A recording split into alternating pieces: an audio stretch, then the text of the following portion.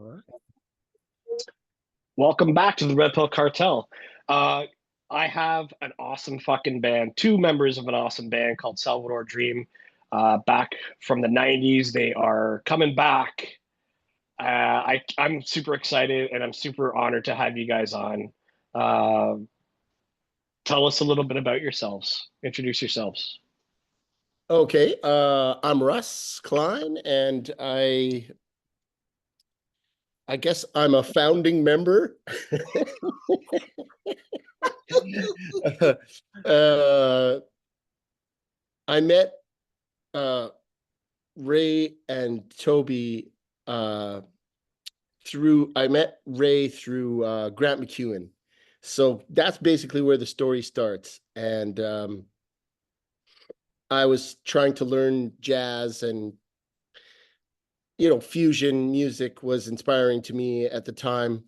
And I think that was kind of like my main goal. And it just turned into this other thing after college had ended. I took a 2-year music program at Grant McEwen. And yeah, I don't know what else to say about myself in terms of like how it relates to Salvador Dream, but um, yeah, I'm just a musician who loves to play and love guitar and all kinds of players. And I have lots of respect for you know anybody that can really uh change up the patterns, let's just say, because you know things are evolving real quickly um with guitar all the time. And it's just an insane amount of information that's coming out and coming at you at the same time if you're on social media or whatever. I'm linked up to all these guitar players on Instagram, and I just can't keep up, man. It's just there's too much information out there almost. Yeah, it's information overload all the It time is now, and with everything, music, pretty all much. media, all forms of media. It's just like Yeah, you got to really kind of select and hone in on what it is that you're interested in, because that's right. otherwise you're just going to be like overloading your hard drive, right? Yeah. So, that's kind of my story. I love music. I love to play guitar. Um, I'm living here in Vancouver for the last 32, 33 years. Not quite sure. Almost that probably. Since 89, end of 89, I think. Yeah, or Okay. 88. So And Salvador Dream got together at what year, and how old were you guys? Like probably like 21 or so.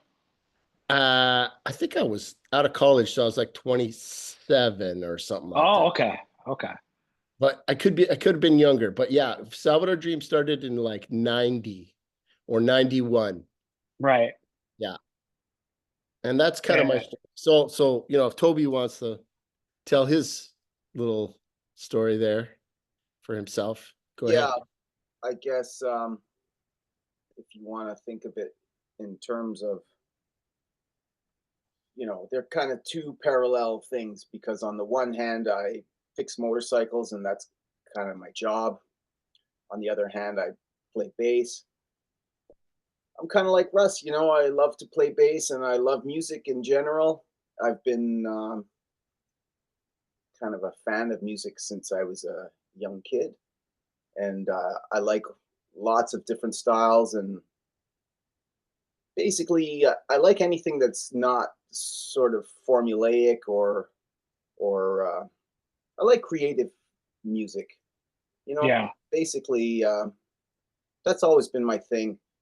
If I can kind of predict it before I hear it, then I'm out. yeah. That's the same with me, man. Growing up, because I grew up listening to, like, I have three older brothers and a sister, and so I was bombarded by music coming out of the womb. Wow. And I was a huge Kiss fan. I was mystified by their look, their sound, not Right. knowing what they were singing about fucking and partying all the time. But as I grew older, I was like, oh, that's what these guys are about. But That's right. then I got introduced to like Megadeth and Metallica, and then I got introduced to Faith No More, and from Faith No More, Mr. Bungle, and then boom, now it's like anything that tickles the ear, it has to be a little bit more complex for me because, like you said, I'm just tuning out. That's right. Yeah. And that's what I loved about Salvador Dream too. Like the chord progressions use a lot, especially on Move On. You have like it's like the same chord progression, but you got all this other shit going on at the same time, and it changes up, and it's just a fucking badass too. That whole album, there's not a bad track on it. Thank It's you. fucking incredible. And I want you to give a shout out to my friend Steve. He's like, he made my theme song, and Oh he's a yeah. huge fan as well. I was Okay. trying to get him on the show, but yeah, he's a huge fan. Shout out to Steve from S. Yeah, Yeah. Steve. Thank you, Steve. I think he saw you live. I'm not sure. I haven't. But what was it like when you first released You Are? Did you get a lot of good feedback from it? Did you sell a lot of albums? How did that go? You know what? I think initially, Warner was really trying their best. I'll mention this, like they really tried and gave us support. But I think there was just things that we didn't know about marketing and strategy and things like that that we should have kind of knew, I guess. And You weren't so business savvy. I think a lot we of were bands are just like very that. green to the whole experience, Yeah, exactly. And so I think there was good feedback in the beginning, but then the sort of over the long term, it didn't really have much steam. And I think that was due to just not really having like a sense of like we needed to tour, right? That was kind of our thing that we figured out afterwards, that if we kept touring, then we could keep the ball rolling. But Sure. kind of ran out of our tour budget real quick. And, like I said, Warner was trying their best to keep us afloat. But at the end of the day, yeah, there was people who figured it out and liked it and heard us and understood what we were trying to do. So therefore, they came to the shows. They're our true fans, obviously, right? Yeah, yeah. And but yeah, it needed a lot more work in that area. And the fact that we just didn't know was the problem, the thing that kind of held us back, I think. Anything Sure, sure. Toby? Yeah, I would add that at that time, Warner was a label that was doing, I don't know what their specialty was, but let's call it like adult contemporary or things that weren't distorted and noisy Heavy. like what we were doing. So we were sort of a party of one within the label, and that was kind of a big deterrent because if they were used to working heavy music, they would know how to access our fan base, but Right. they weren't really they weren't into that. So we were sort of in no man's land that way. We'll give credit to Kim Cook and we'll give credit to Steve Waxman. Those guys were pulling the strings for us most of the time. And there's a few others, obviously, at the label that were trying to help. But yeah, when we had the initial like excitement of when our major label came out, everything was gravy and we were playing shows and everything was good. And so we thought we could keep that trajectory going. But then over time, since we didn't have the budget and et cetera, things just didn't fly, let's just say. Did that lead to like an actual disperse of the band, like a breakup? I wouldn't say that. No, I think we were Okay. trying hard and, like when it kind of came to the end part where I was reaching out to different types of management and things like that, because I thought maybe we could dig ourselves out of the hole somehow, right? Sure. And so, okay, sorry, what's the question again? Did the band break up? No, the band did totally Okay. not break up, Okay. and You didn't have yeah, any like ill will towards each other or anything. It just kind of, no, yeah, I yeah, don't yeah. think so. No, I don't think so. It was just a thing where musically, okay, people are generally speaking over time, they just weren't feeling it anymore. it didn't help that, let's just say that the whole genre was kind of kicked to the side for Chemical Brothers and Prodigy. You know, Right. there was a movement of all of this rock stuff, Pearl Jam, Nirvana, Soundgarden, you know, you name it, the Seattle bands. There was this big push and movement and momentum. And then when Kurt Cobain basically did his thing, you know, he shot himself or whatever, that was it. That seemed to say, okay, we're done with this. Now we want to go to electronic music and dance music. And that seemed to really affect us at the end of the day. Because now Right. we're Right. okay, well, what do we do now? And so I guess our plan was, okay, well, we'll just make another band that has that kind of thing going in it. Yeah, which was That's Name where the Dropper, name correct? dropper thing comes in, right? Yeah. Yeah. We're just like, okay, well, you know, we'll ride the wave, we'll try and get some gigs, but if it doesn't happen, then we'll just transition into another band. Yeah, for sure. But you did release another EP, Big Brother. Yeah, What year was that? that was the final straw. I think it came out in 97, but we were working on it in 96 or something Okay. like that. But that was an afterthought in the sense of when it came out. Because we had worked with this other producer and engineer, Larry Anschel, out of Turtle Records. And he liked what we did so much. He was like, well, I'll put it out if Warner's not going to grab it. Right. So we brought it to the label and the label said, no, thumbs down, whatever. And we had to accept, okay, this is the end of the label thing anyways. And so Larry's like, I'll put it out. And then he did. We got some distribution, we got some sales.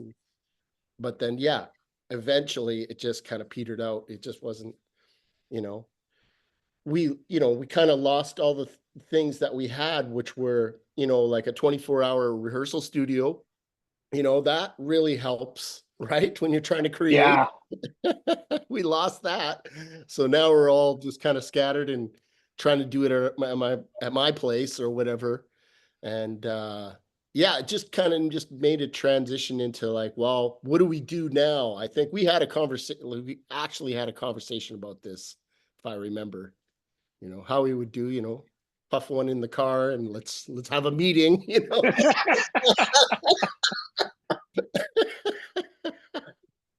Right, Toby, That's you want awesome. to add? I don't know. Absolutely, yeah. We were I think because all of us were really music lovers and fans of music, we were kind of really in a way undeterred by what was happening with the industry and with the label and all of that stuff, because we just loved to play, and we never stopped. We just kept doing it and collaborating with other people, other musicians. That was a big thing that I really enjoyed, and I think Russ too. You know, Yeah. so rather than just being a three-piece, we started playing with others and sort of expanding our sound. And the name dropper thing was part of that. And it was just really fun. So my memories of that are just sort of, you know, to this day we haven't really changed our program, which is just, you know, get together and play music and enjoy, you know. Yeah, still doing it. Still doing What it. what sparked the reimagining of Salvador Dream to kind of get back together? And because Russ, you told me that there is something in the works, correct? Oh yeah, there's Yeah. lots of things in the works. Lots of dreams. You know. The main one is obviously trying to find a drummer because Ray has passed, and Rest in power, Ray. Yeah. yeah, and so we've basically latched on to one of his students. His name is Shiraz Muhammad. We've been working with him and trying to work out all the parts and things like that, and trying to get a really nice tight set together that we're gonna hopefully play some local shows, and we'll kind of take it from there. You know, the main thing that we're doing also is we've filmed a lot of pieces of a documentary, and the main last thing that we have to do is play in front of an audience and film it.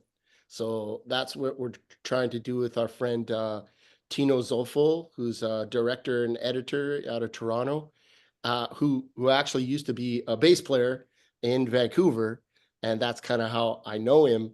And it's a recent thing that, like, say 10 years ago, he decided that he was going to jump into the video realm, and that's where he's like, he came to me and said, I'm always looking for ideas, what's going on with you? We kind of reconnected during around the same time that Kim Cook had decided that he wanted to remix and remaster the album Ur.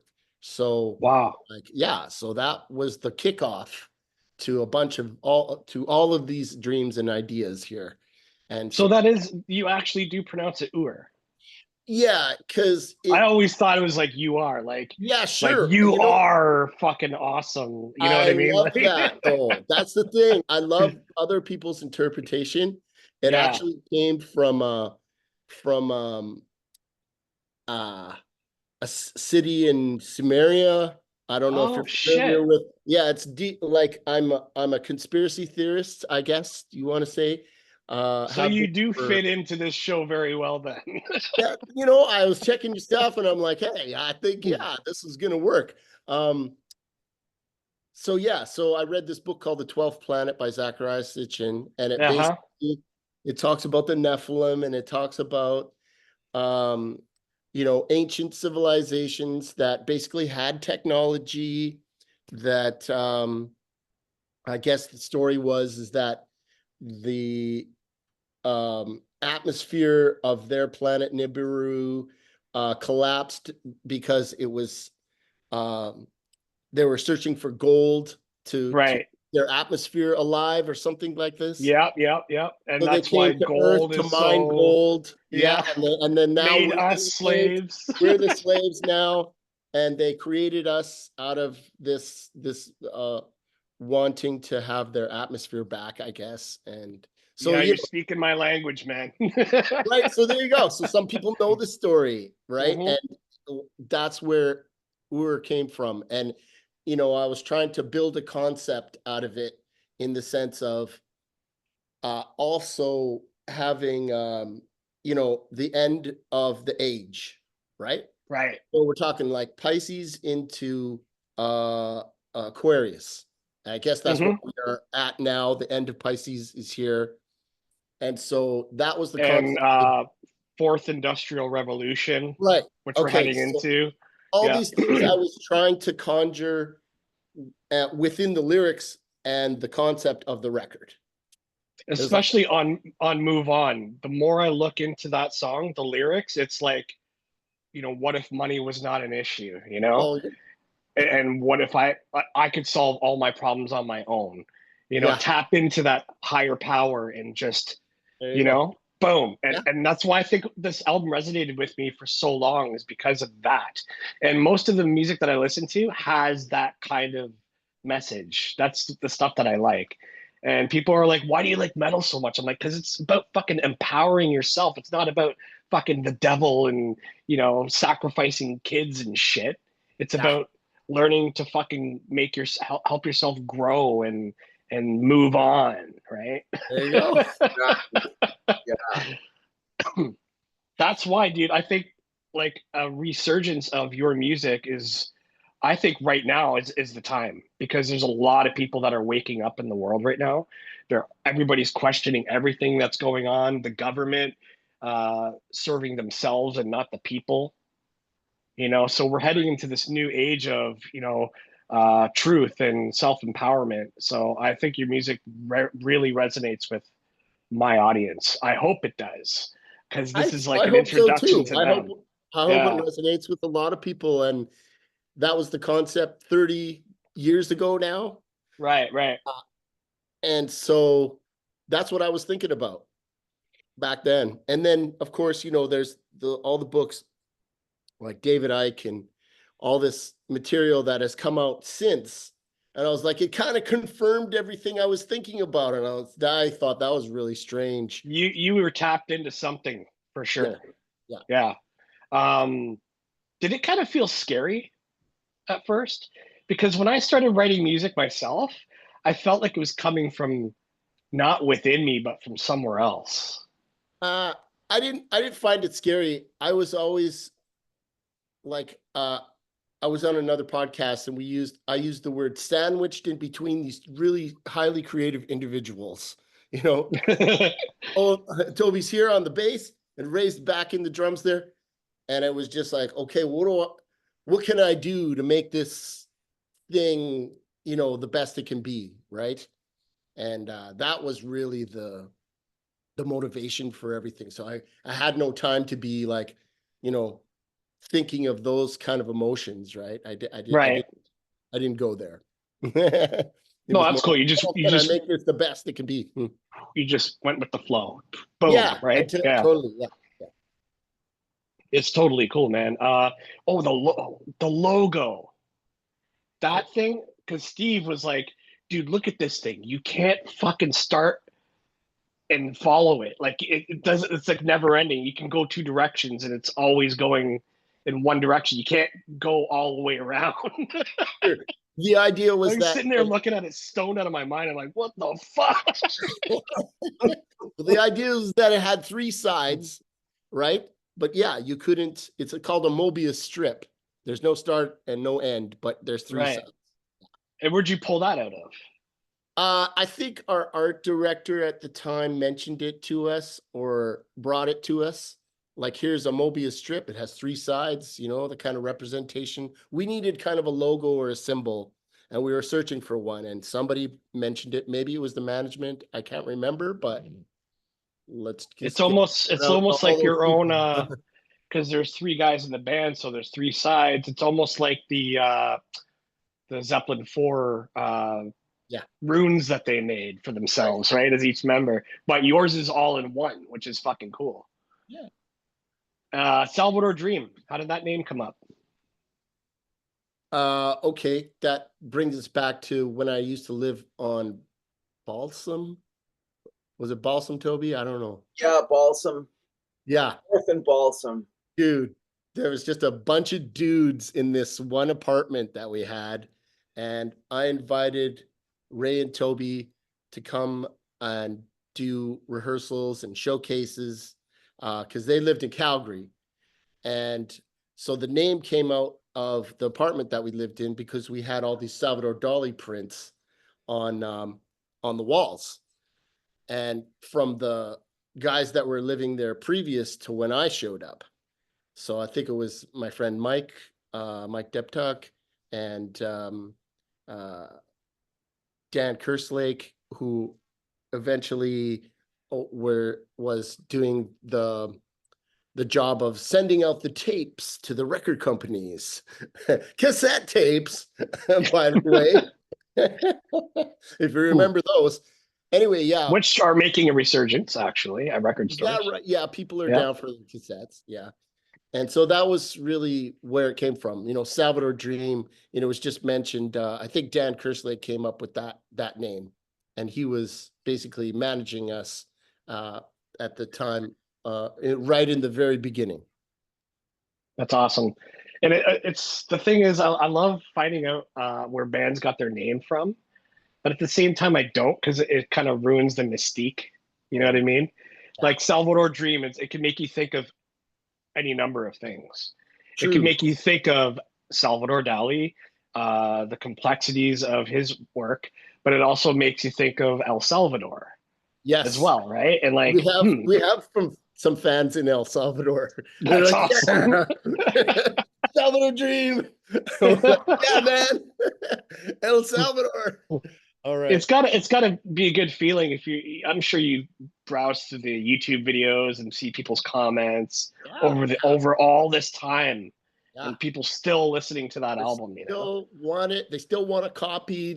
How can I find this? And now finally we have some of our stuff digitized and out there on all platforms. Just want to mention that we have the first EP and the last EP are all out on the digital formats like Spotify and et cetera, et cetera. So if you want to access We're out there. It's just Ur is owned and going to be managed by Warner Canada when it's going to come out. So Right.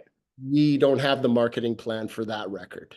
You can't get it on Spotify right now. No, Yeah. we're not going to put the old version up because we feel like, or at least I feel like that the new remix, we'll just wait for everything, like the documentary and the remix remastered is going to come out all at the same time.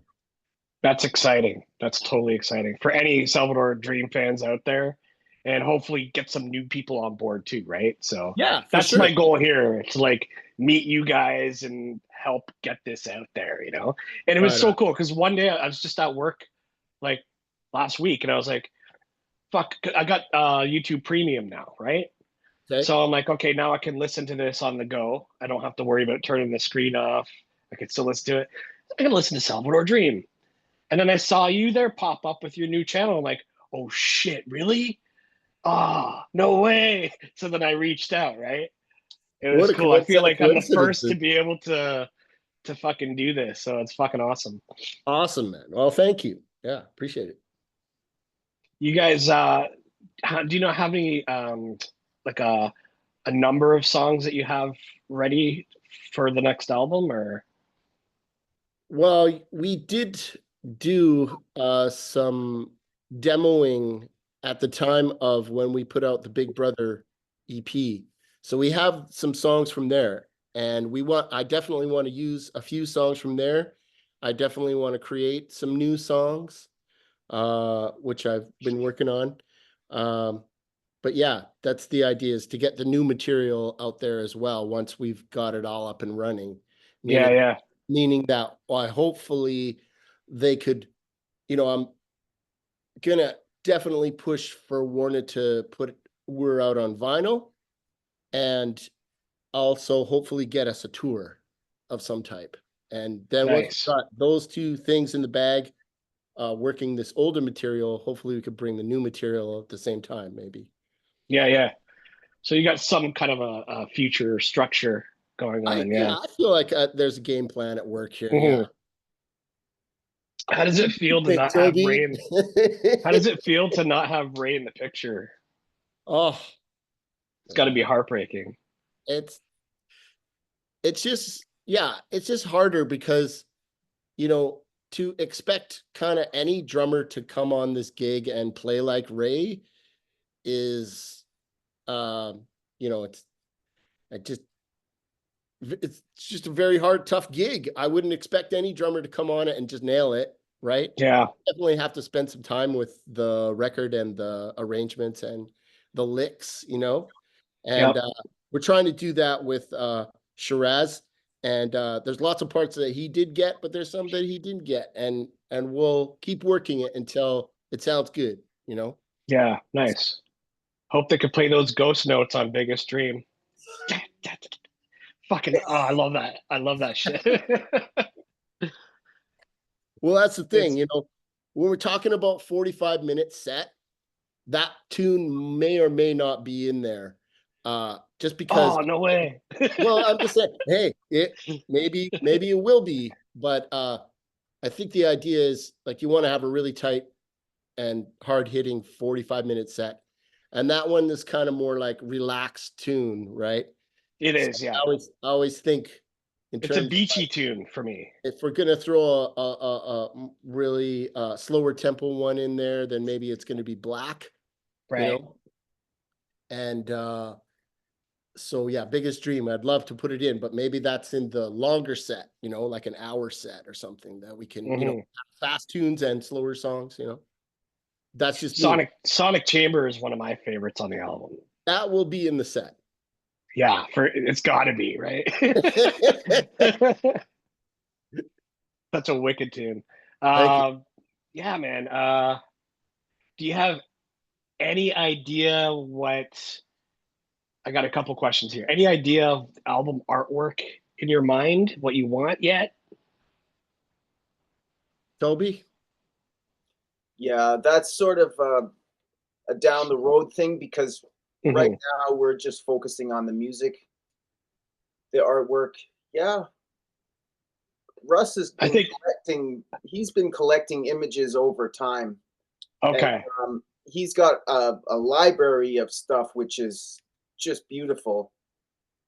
You know, not like Salvador Dali, but really good.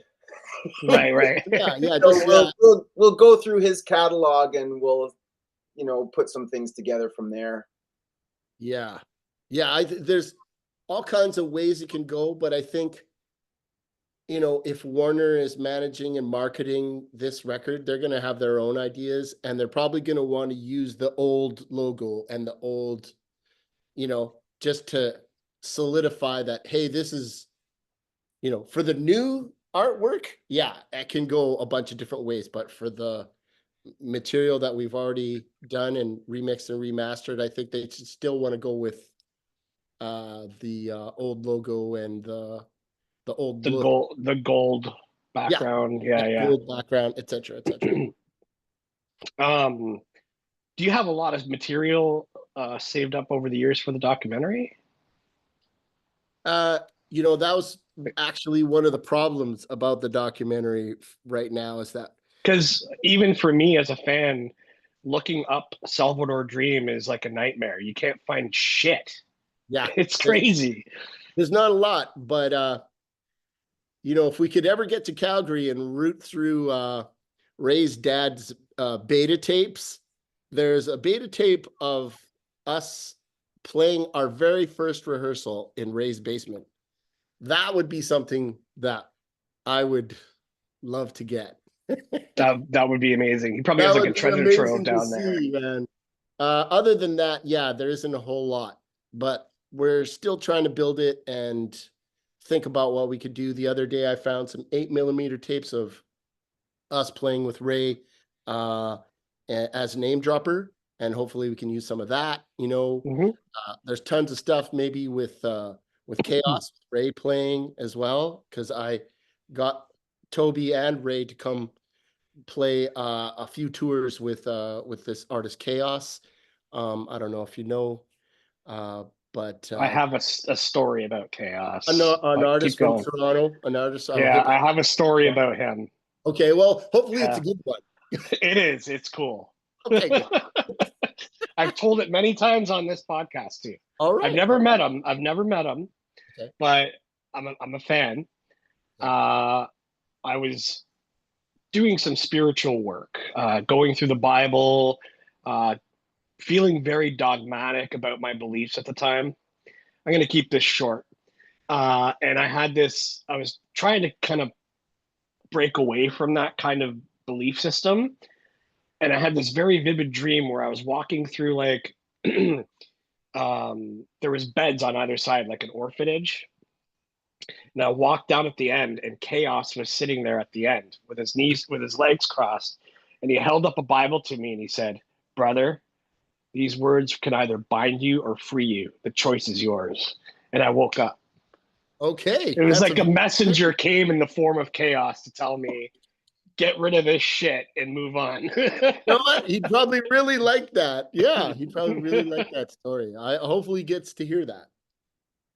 I'll send this podcast to him after. Oh, dude, that'd be awesome. I'd love to have him on too, man. I bet. He'd probably do it. That's awesome. Yeah, man. So I am. We can wrap this up now if you want, or we can keep going. I'll ask you, actually, some of your most favorite conspiracy theories. Let's see how crazy Russ is. Oh, geez. Or Toby, if you're into that too. I don't know. Yeah, I'm into that big time. And I would say nothing crazy. It's just sort of anyone who's observing what's happening now. It seems to me that we're all kind of being corralled into this, let's say, virtual world. Yes. And the virtual world we're being corralled into is where, it's just kind of like if you look around, you see everybody's got their phone in their hand. And they, everything is on the phone. All their contacts, all their banking information, basically all their entertainment, everything is on the phone. It's like we're begging for that Neuralink at this point. Exactly. So the Neuralink is coming. You know it's coming. So instead of people walking around with the phone in the hand, it's going to be embedded in the body. But what people don't seem to get is that the Orwellian nightmare is part of that, where the enslavement of the human population and the thought police and all of those ideas which were written about in those books, those are coming. And the thing is, everybody thinks that, oh, you know, this is so great. But as far as I can tell, it's a fucking nightmare, and it's going to get bad. It's the enslavement of consciousness. Yes. And to become part of AI where you can't think for yourself anymore. You have no more free will. You are part of this hive mind now. And there's no escaping it. That's fucking scary to me, man. It's fucking awful. And somehow it seems like everybody's cool with it. Yeah. But it's not good. I've been standing at the top of the tower trying to shout this shit out for years now, and it's like people still think I'm fucking nuts. And it's like, dude, like, when are you gonna fucking figure it out, man? You know? Yeah. Well, okay. I don't think my outlook as pessimistic as yours. I'm great pretty optimistic as well. Okay, that's right. I always have that. I can understand that. However, it's like I believe that the human spirit will definitely get its act together when it's right at the precipice. That's what they always say. It has to go dark before it goes light, kind of. And so it's things like this. Okay, so I got this book for Christmas. I don't know if you're familiar with this guy. Okay. But this is an awesome book. And, you know, it's got all the things in it that I don't know if you can see as they're going by. It's just talking about all the info that you might need to know if you're going to survive, like through not taking the mark of the beast. Yeah, kind of thing, I guess. Yeah. But, you know, we've kind of already taken it with our computers and our phones. And, sure. You know, the self-checkout at whatever, you know, like. Yeah. You know, it's. And I often joke that, you know, the up in Canada here, our social insurance number is our SIN number, right? Yeah. It is essentially the mark of the beast already. Sure. Yeah. If you're part of the system, then what? You know, what do we do? Do we become Amish? Do we live off grid? You know what I mean? Like, I got to give it to them, man. They really had their thing together as far as all that goes. I'll give it up to the Amish in that way. But then, you know, that's a pretty. I just want my Rumspringa, damn it. You know what? You know the Rumspringa? No, I don't know that. What is that? Oh, so that's when a teenager becomes, you know, essentially an adolescent, they're allowed to go do their Rumspringa, which means they're allowed to go out and live in the city for a little bit and see if they want to stay there or come back. Right. Oh, hey, well, at least they give them that. So they're sowing their oats, right? Yeah, that's cool. Yeah, so they got a lot of things together, man. So I can't knock them. That's for sure. But yeah, I'm sort of more on the tip of that. A lot of things are being exposed at the same time. Is all. Yes.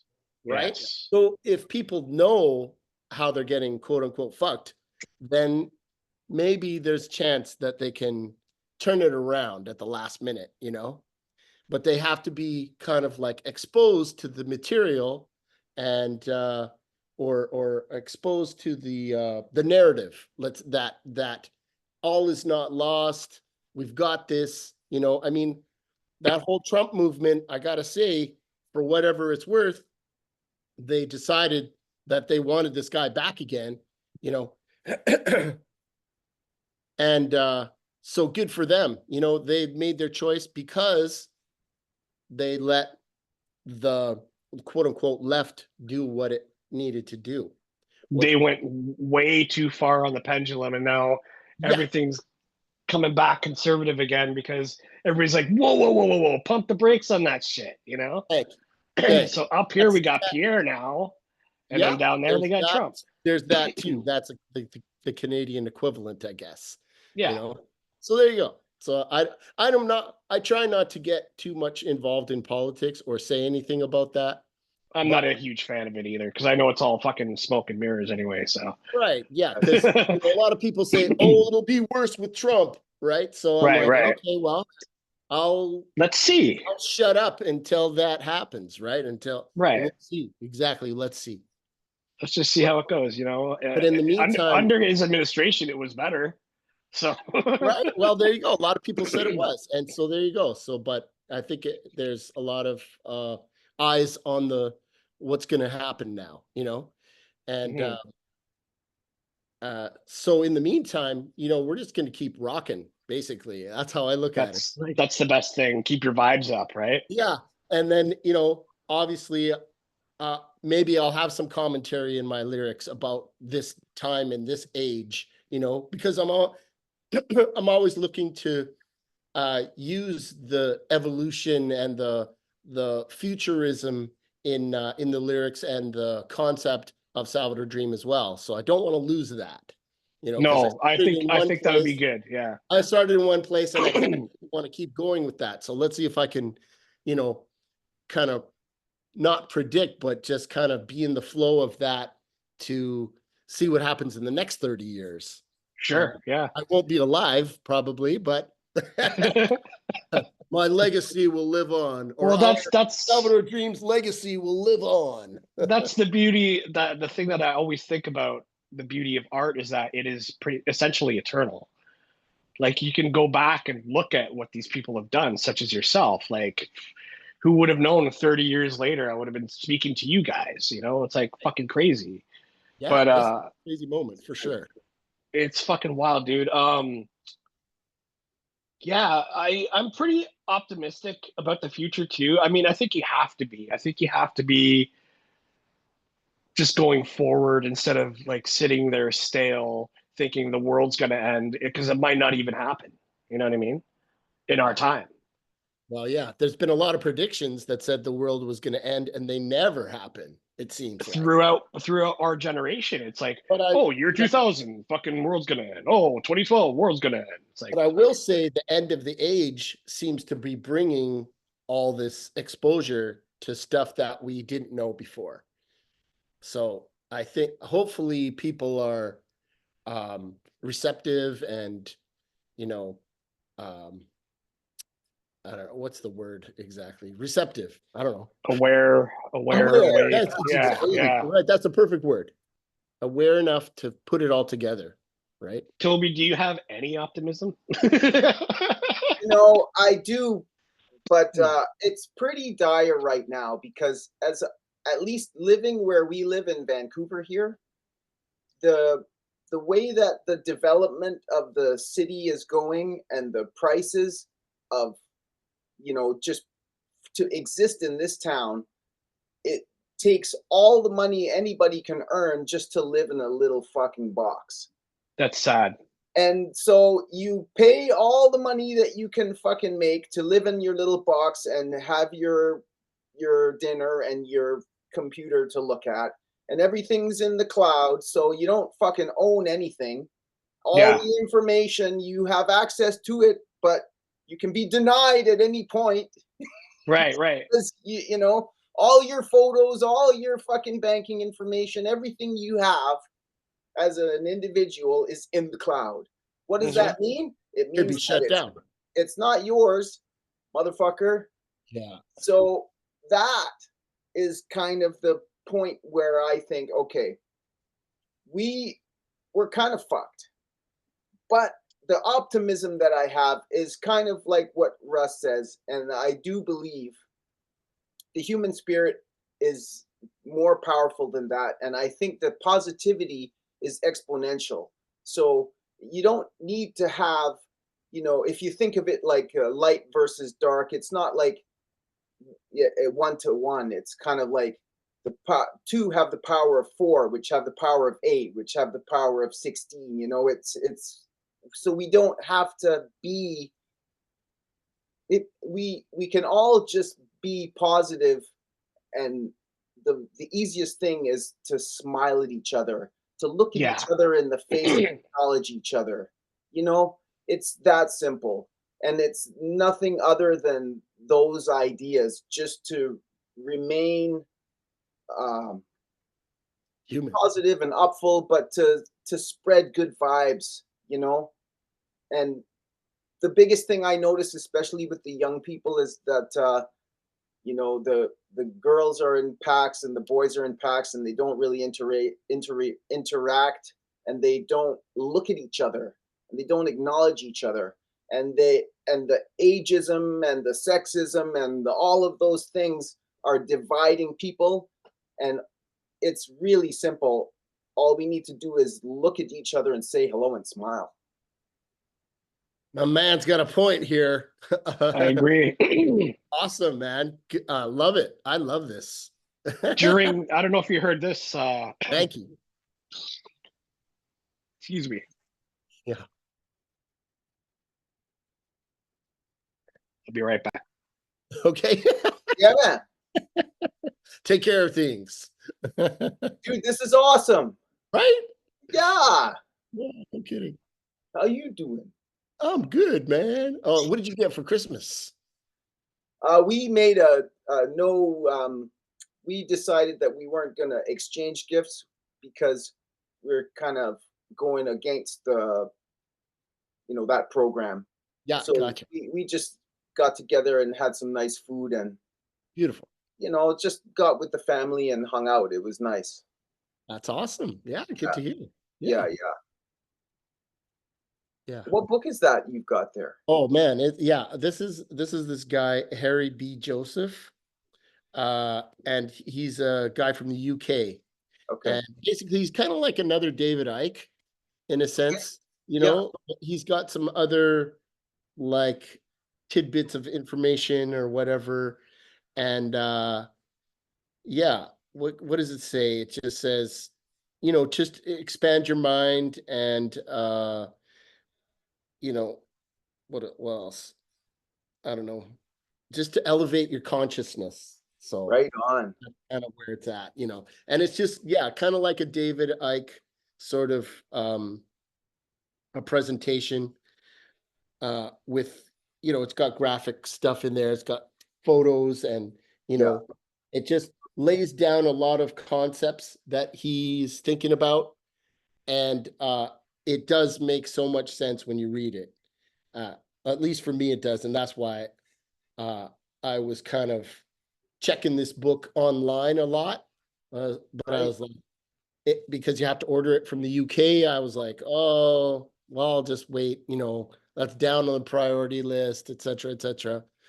Right. Obviously, Julia, with her detective vibe, that's awesome. Awesome. She's like, I'll get him that for wow. So I was like, I was blown away. Yeah. That's awesome.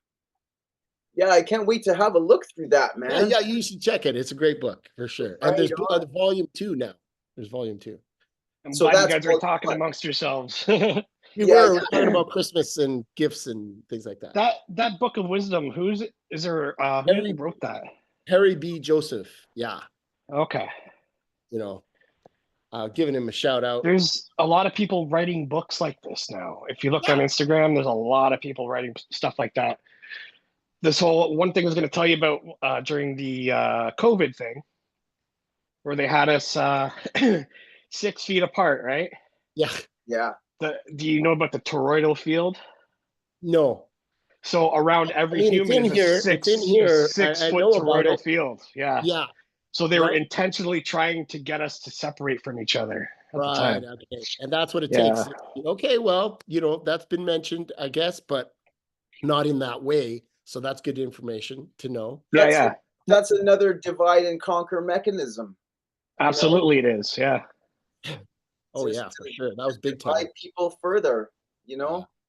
Absolutely. Like our auras are 6 feet. Right. That's what it says, right? So Yeah, you can't share love anymore when you're 6 feet apart, you know? I get it. Yeah.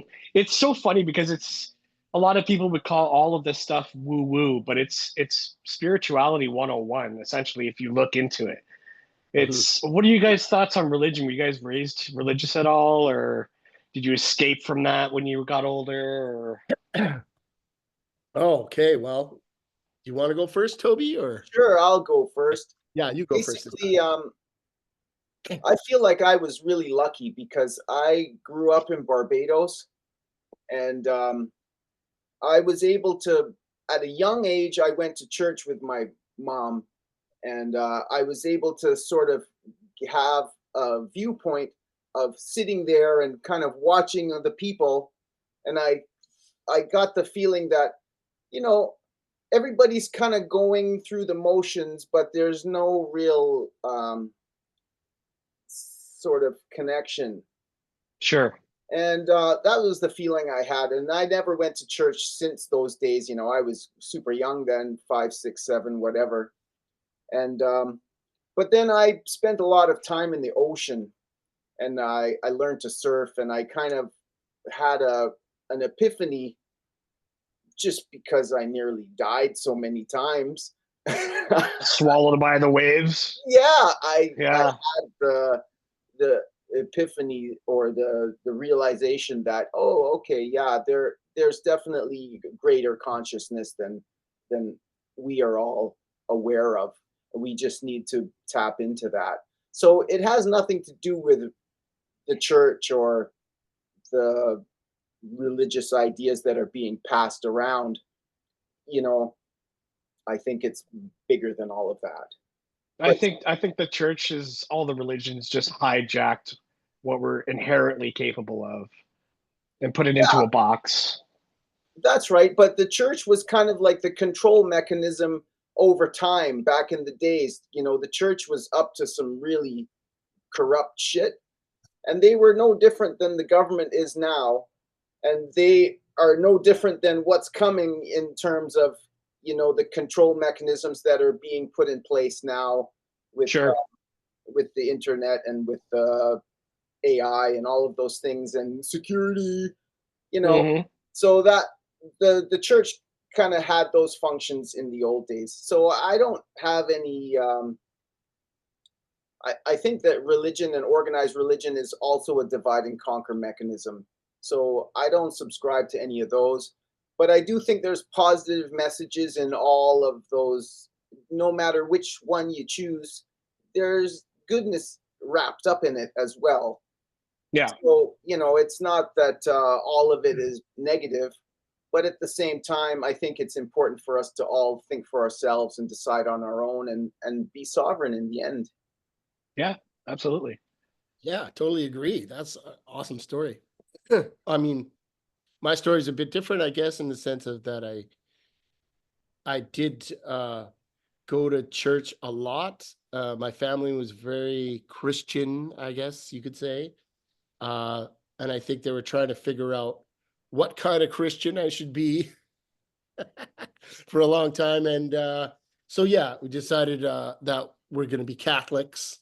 And there's a lot of stuff. I went to catechism, I guess, which was the study of Catholicism, I guess, and the Bible. Uh, and then once I had left home, which was kind of, you know, it's funny because my brother and my sister didn't have to go through this, only me.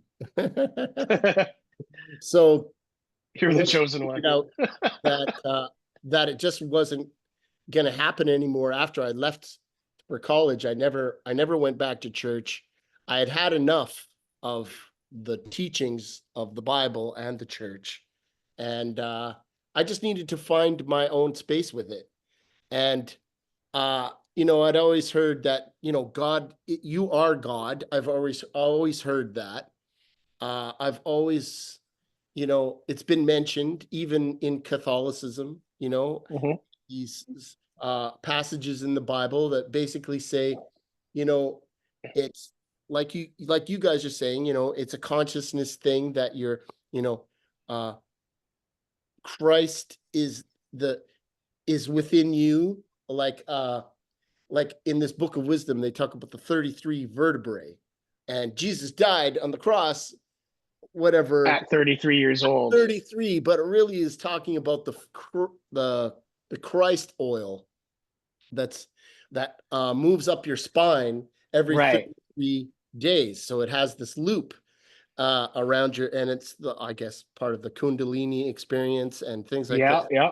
So, this information I got way later, when I got into David Icke and things like that. And so I guess because I was such a staunch person as far as the Catholic thing went, and that my family was so into it, I went the total other direction, right? Right. When I got and was going to college or whatever at Grant MacEwan. That was the end. I never went back. I never went back to the church. And I don't think I've ever been in church since. Not that I feel like I don't want to go back or anything, but it's just not a practice that I would use for myself to elevate my consciousness or anything like that. Sure. Yeah. There's so much really cool information about ancient mythology, connections with how religions were started in the first place. Like paganism is actually Catholicism when you look at the day, and then all these church sects, if you look into like what we've looked into, they would say, oh, you're reading doctrines of demons. Yeah, right? or occult material. Yeah. No. Why? Yeah. Because I'm no longer under your control mechanism. Yeah.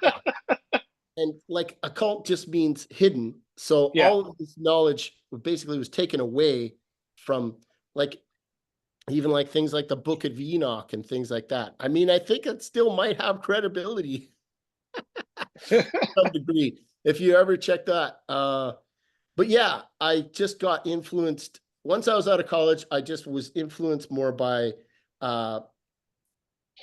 books and just common knowledge that was out there. I didn't feel that I was a sinner in that way. And so now sin, what does it say in my book of wisdom? Is basically sine wave, right? Sin is actually sine. And how they get the cross is that, okay, here's one little tidbit out of this book that is fascinating. So a wave obviously is like this, right? And then you get a straight line is like this. So the combination of a straight line and a wave is basically what becomes the symbol for the earth, which is two straight lines going like this. The straight line is magnetism and the curve is electromagnetism. Huh. Yeah, at least that's what I read, and I was like, okay, that's where all these things like the cross comes from. The seasons are the cross. When you see a cross on the top of church, now it's represented like that. And so I'm not going to go through this book because there's just too many things that are. It's a plethora. You want to check treasure it? Yeah, trove. you want to check it yourself. It's really good. So that's kind of where things turned for me as soon as I was out of my place in Saskatoon and my parents' place.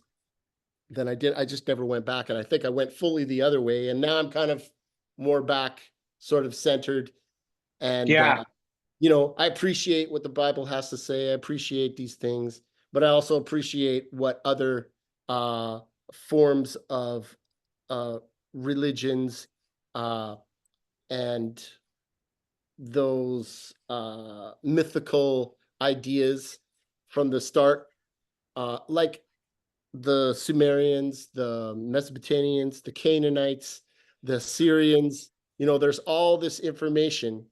And apparently it's, most of it is stored at the basement of the Vatican and things like that. So the Vatican Library. Yeah. So we still have lots of things to know about the earth, consciousness. There's still, like, I bet, millions of things that we need to know and have exposed to us.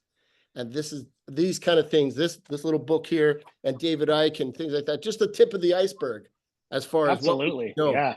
right? Because there was guys like Pythagoras, and apparently these people lived a long life as well, right? How did they do that, et cetera, right? How they become so knowledgeable about all kinds of different things. The Tartarians, how about that? Well, you got into Tartaria too. Yeah, Yeah. like what's that all about, right? Like, I mean, it just goes on forever. Yeah. Yeah. Oh, it's So wild, man. I was not expecting this conversation to go here, and it fit either, perfectly. but it's awesome. Thank you. Yeah, awesome.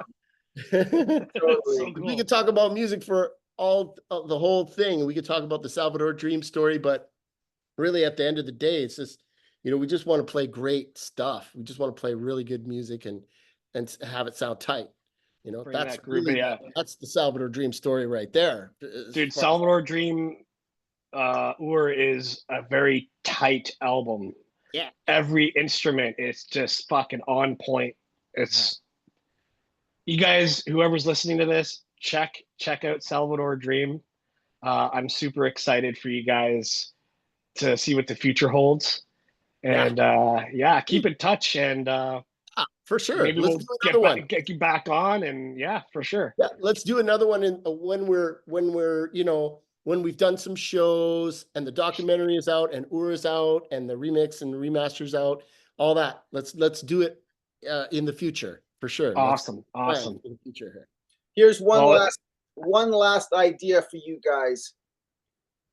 Just, lately I've been thinking about life, and life is weird. Think about it. The only way to get to this place is to be born. So you come through somebody else. So you're born and then you end up in this place. And, this place is kind of like the yin yang symbol. It's beauty and terrible things all mashed in together. But the thing that is weird is we come through, we're born, we are programmed from the minute we get here. As soon as we get to preschool, we are taught how to behave and how to think and all of these things. And then we kind of police each other, because you don't want to step out of line. You don't want to stand out. You want to blend in. So now it's like we were raised in a Nazi indoctrination camp. Yeah, it's exactly that. And then, so you come through and as we go through the stages of life, it's the same story, don't want to step out of line. You want to stick out, And so I would say to all the listeners, think for yourself and decide on your own, and to think about those things. Think about all of those mechanisms that are in place, which are sort of telling us how to be and how to think and what's good and what isn't, and sort of start to sift through those ideas. And in the end, it's an individual journey. Each person is unique. Each person is their own sort of, like Russ said, their own God energy. And it's important to think about these things going forward. Make your own decisions. Don't take what's being put into your mind by the media and the school system and all of those things, So it's important. I agree. Those things, yeah. I'll say one added thing. I think it's in the beginning, as long as you have a sense of the indoctrination that's happening to you, I think it's okay to go through indoctrination in that way, because I think it can give you the system that they're using. It's kind of like, we're going to tell you a story about our system, and then you can deviate from that system. Once you know what that system is, then you can go other places, right? You can say to it, fuck off, I'm doing it my own way. Basically, I'm going to create my own system, and Russ's system is Salvador Dream. Yeah. Yeah. Russ and Toby. That's do right. that. And each to their own without judgment. That's the motto. Yes. Yes. Each to their own without judgment. Yeah. Yep. We'll That's find the out. way to start to get people pulling together, you know? Yeah. Well, I'll I just love say it. too that I find it really interesting about Spotify, and I'll use the term that I use a lot, which is called beehives. Okay, so Salvador Dream has this sound, and other bands have their own sound, and everybody just kind of goes like the Taylor Swift beehive. That's a big beehive right there. You know It's a what I mean? fucking hornet's nest. It's a hornet's nest, guy. Okay, so now we're talking about the Salvador Dream beehive again, and we had a small beehive, and we're just trying to make the beehive bigger. You know what I mean? Right. Because now it's all fragmented, and because we lost radio, these are the things I always think about. We There was a movement and a trend. Let's take the Salvador Dream story one more time. So, being that there was a We don't have to stop. I'm just saying we got yeah, time. no, but we want to wrap it up soon because we could talk forever.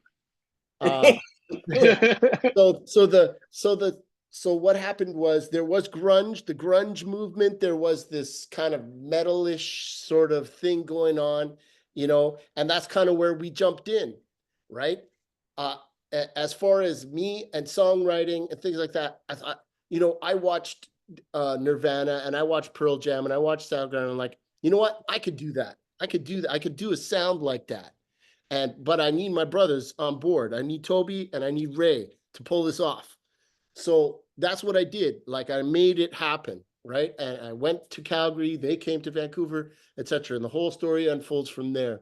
But what was going on at the time was sort of quote unquote indoctrination, in the sense of we still had radio and MTV pushing all this media at you, right? And it was a trend and it was a vibe, and people were all over it. There was Lollapalooza, etc., etc. So people got, let's say, sucked in. I don't know what the word would be, but it's kind of like I was sucked in. I loved it. I loved that energy that was being put back out there. I thought Yeah. that was awesome. So that's why I jumped in. I was like, yeah, I like this sound. Distorted guitars, heavy, Quicksand, Helmet, all those bands. Just loved them. Just loved all that stuff. And I wish that, in a sense, that beehive was back, like in the sense of like everybody was connected to the same media, so when a trend comes out, they could push a trend. Now it's just all fragmented and into Everywhere. all these things, right? Yeah. That's what I mean. That was the difference. That was the change that was Like, made. how does Salvador Dream come back and navigate their way through that fucking shitstorm again, right? Right. So you just have to get your fans, and you have to do shows, and you have to do all this promo and things like that. But yeah, that's what things that I think about a lot, when you don't have the support or somebody pushing you from behind, how do you do it? Like, how do you make it happen without things like radio and MTV now? And you've got, like I said, maybe this is the new vibes. We got the podcasts, we got, Yeah. extra media, that social media that you can use. We use it all, but I'm just saying, back in the day, it seemed like just by people seeing Nirvana, one video by Nirvana, that was it. They had chosen their new guy and the new direction that everyone was going to go. Just from that one video alone, it created a whole movement in this direction. And we don't kind of have that anymore, is what I'm saying. No, I know. It seemed to be like a zeitgeist or an egregore at the time, and now it's like, how do you get that back? Like, I don't fuck. think You just got to kind of do what you want to do. That's it, right? I guess we have to follow the Taylor Swift model if we want to be that big. You know what I mean? What did she do? Right? Should I start writing songs about my breakups? Right? That's all her Get this songs whole are about. sci-fi thing, and I'm just joking. Whatever. That's all her songs are about. I know, but look, dumping her look boyfriend. at the result, my friend. I know, it's fucking nuts. Goes up into town, and it's 3 nights at a what was it in Toronto? Something like 80,000 per night or 150 per night. I can't remember how many Yeah, it's people showed nuts. up. She just raked it in, man. She Holy, was like the queen coming to the city for three yeah, days, and it's yeah. like, you know, they Same here fucking in Vancouver. closed the gardener for her to Yeah, go home. It's they like, closed what? streets and they put up all kinds of promo around town. I was like, wow, okay.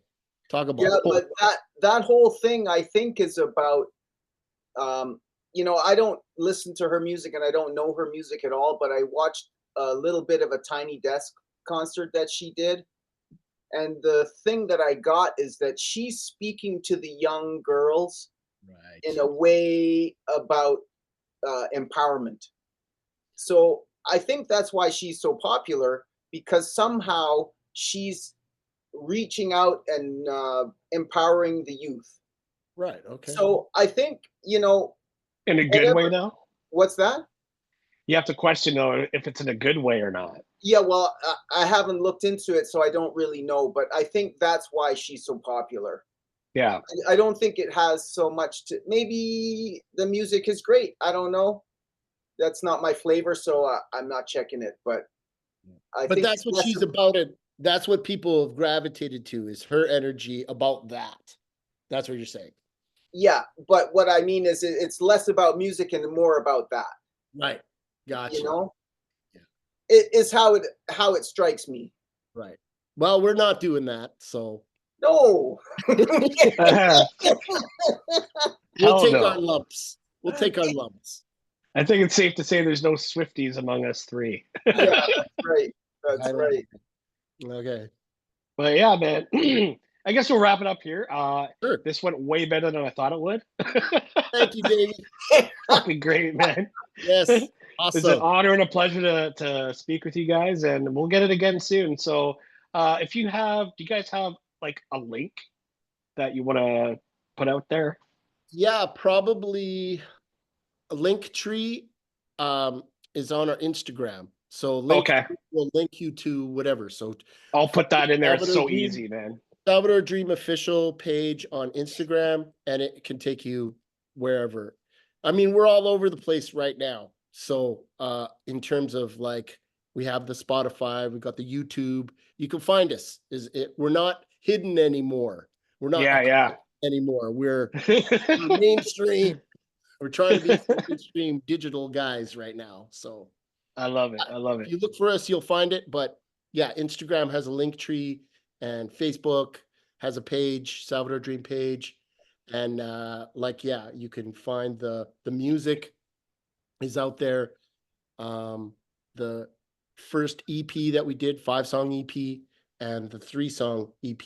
It's like the bookends to the major label one that we did, which is Right, right. And it's funny too, because when I looked at Spotify, I was like, fuck, it's not there. But you know, there's other bands too that have all their albums except for like one of their best ones. Yeah. Like I Mother Earth, my favorite album that they did was their last one, the Quicksilver Meat Dream, and it's Okay. not on Spotify. I'm like, fuck. Yeah. Right. Right. Oh, I guess you got to complain, you know. It's the labels, right? Right. Well, true that. Yeah, but if they're smart, they'll throw everything up there. And that's what we Yeah, want to do. We want to throw everything up there and out there for people to get at in this next round of whatever we're doing here. definitely, definitely.